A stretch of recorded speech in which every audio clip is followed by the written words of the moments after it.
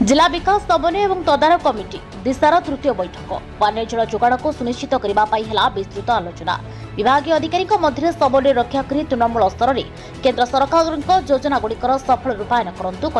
सांसद कार्यस्थल में प्रकल्प आधारित तथ्य प्रदर्शन करने को निर्देश स्थानीय जिला परिषद सम्मेलन कक्ष में माननीय बरगड़ सांसद श्री प्रदीप पुरोहित अध्यक्षत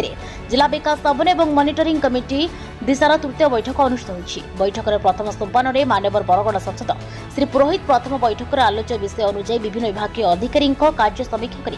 असंपूर्ण कार्यगुड़ी यथाशीघ्र समाप्त करने निर्देश देते। वर्तमान ग्रीष्म प्रवाह को दृष्टि रखी जिले में पानी जल जोगाण व्यवस्था विषय पचारि बुझी पर्याप्त परिमाण में नलकूप खनन पर राज्य सरकार को प्रस्ताव देवा सहित जिलार समस्त ग्राम में पानी जल जोगाण को त्वरित करने विभागीय अधिकारी निर्देश देते। यापर राशन कार्ड बंटन निमंते पंजीकरण व्यवस्था उज्ज्वल गैस वितरण स्थितिर समीक्षा कर कृषि एवं कृषक सशक्तिकरण निमित्त उपलब्ध विभिन्न योजना विषय से